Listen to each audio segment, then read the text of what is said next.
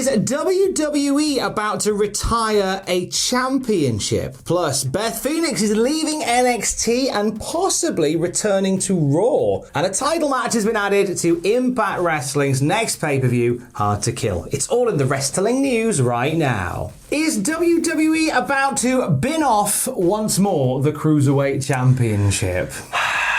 Looks like this might be the way that it's going. So we know that Sunday is WarGames, and we are going to see Joe Gacy challenge for the Cruiserweight Championship held by Roderick Strong. Because Joe Gacy believes that the Cruiserweight Championship is a weight-shaming championship, and it should be open to everybody, an all-inclusive championship.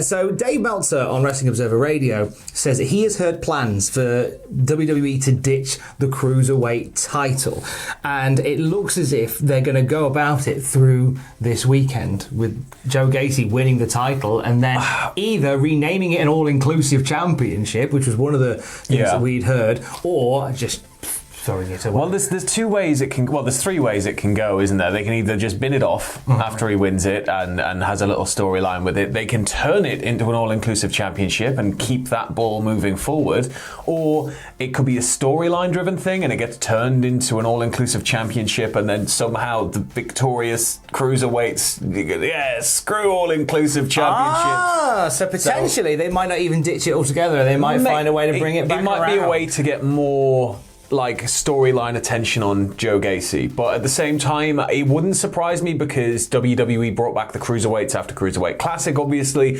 everybody was super excited, and then they went, we know what you want, Cruiserweights only fighting other Cruiserweights, and then everybody stopped watching. And 205 Live was fantastic at points. It had some great storylines running through it as well, and it's just kind of become an afterthought now that it's been slowly pushed further and further away from main roster WWE. I just think throughout the years WWE have sort of blown amorous and ambivalent with the Cruiserweight division in general. The heavyweight championship just kind of got forgotten about after near the end of the invasion in 01. They then went, we've got the Cruiserweight Championship now. We had a nice little run with the Cruiserweight Championship around the mid-noughties, and then Hornswoggle won it, and it vanished forever until it came back as part of the Cruiserweight Classic in 2016. So, I mean, I'd love to be optimistic, because Lord knows that's optimism would be my middle name. Yeah. But it's Alan. But I would love the idea of it being, this is where we launch it. Or relaunch it, but I kind of feel like this is where they're going to just... I think it could just move forward as an open championship. If we had an open championship, but the problem is you can't really have an open weight championship because WWE, while it's the world heavyweight title, you don't really need to be a heavyweight to win it, do you? Exactly. They don't really operate on a weight class system. It's not quite as rigid as it is elsewhere. So I think if it's like an all-inclusive championship and they roll with that moving forward, we may see maybe, an intergender match here and there. It might just be one of those belts that kind of just does the loop, right? I love the idea of Ivy Nile beating Joe Gacy for what would become the all-inclusive championship. That'd be fine. I think Ivy Nile's great. One to watch on this Sunday at WarGames, which would possibly see the end of the Cruiserweight Championship. This weekend does see the end of one member of the NXT team, doesn't it, Sam? Yes. Unfortunately, Beth Phoenix is leaving NXT. She took to social media last night to post ahead of WarGames. I wanted to share that this Sunday will be my final night in NXT. While I will remain part of WWE, I have made the choice to step away from the weekly broadcast booth to spend more time with my family. This was not an easy decision, as I've loved my 3+ years and 135 episodes with NXT, and I'm incredibly proud of the brand. I will forever be grateful to Vic Joseph, Wade Barrett, Nigel McGuinness, Tom Phillips, Mauro Ranallo, Triple H, Shawn Michaels, Michael Cole, and my entire NXT family, both in and out of the ring, for the amazing opportunity. NXT will always be a part of me, and Auntie Betty will always be a part of NXT. Leave the porch light on for me. Now, this has kind of stoked a lot of rumour. It's stoked a lot of Well, there was some stoking going on earlier this week. They were rubbing the sticks together earlier the hype this week. train's kind of set off a rolling. And PW Insider... Is it rolling through the stoking? The PW Has it hit the rumour mill yet? PW Insider are Sorry. now reporting that there's been talk of Beth Phoenix getting involved to help her husband in his feud with The Miz and Maurice. So we could be seeing Beth Phoenix return to the ring. Yeah, so Phoenix back on Raw to side with Edge against Miz and Maurice. That's cool. Yeah. Beth, Auntie Betty, as she likes us to call her, has mentioned on a few occasions before this week that there's a little bit of unfinished business in the wrestling world. And you know what? I'd like to see Beth in there again. She ain't a Hall of Famer for nothing. So hopefully, you know, that it'll be a similar return to Edge's in which it's like, God damn, he's not missed a step. So, you know, hopefully it'll be a similar thing. But I think this is a nice, easy way, if this is indeed the plan. It's a good way to kind of ease her back in, bring her into storylines, reintroduce her to anybody who may not know who she is, because there's surely a lot of new fans who maybe weren't around when Beth Phoenix was, you know, on that original run. But She was great in that original run as well. Oh, yeah. Enjoyed her work there. Away from the in-ring stuff, let's talk about the bigger picture. WWE has postponed its trip to Canada next year. So if you are watching us in Canada, hello. I love Trailer Park Boys. You're all the best. You're very good. Better than America. Shh, don't tell them. Don't tell them we said that. Toronto's lovely. Poutine, well, nice. Poutine is amazing. Poutine's great. Oh. More people that discover chips covered in stuff. Oh, great. Man, just cheese curds. Oh, now the Canadian tour. It's your fault. This way. It's your fault, Canada. I love you too much. Hello, Brittle Star. To be a maple syrup reserve. Anyway. WWE has postponed its tour of Canada.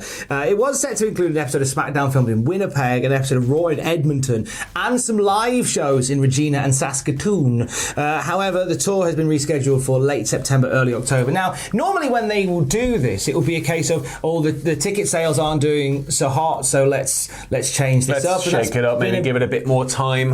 Apparently, according to Dave Meltzer of The Observer, ticket sales were good for the Raw and SmackDown taping, so we're not quite sure why they've been rescheduled. Do you think it could be linked to any sort of pending news regarding the Omicron variant? Maybe it could be like a bit of a defensive, well, we'll hold off just a little bit longer and see what's happening. Maybe they want to stay outside. I mean, they have got They want to stay outside just wrestling in the car park.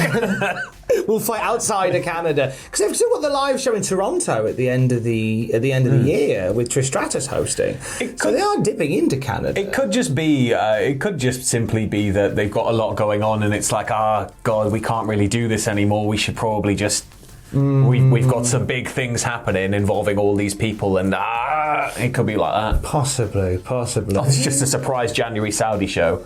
Oh, surprise! Here we are.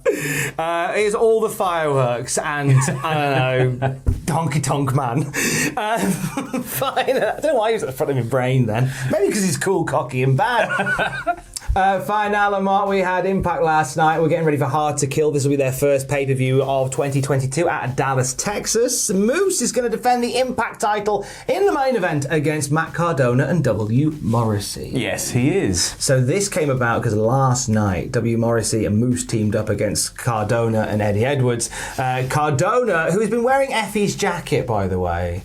I want that acknowledged. That's Effie's jacket. You know it's Effie's jacket. Stop it, you naughty. But Cardona pinned Moose in that match. Then Morrissey battered Moose at the end of it. So now we got ourselves a three-way for the Impact title. Moose has been quite good on the old promo front in Impact. He suggested that Matt Cardona should now be called Mid Cardona. See what you did there.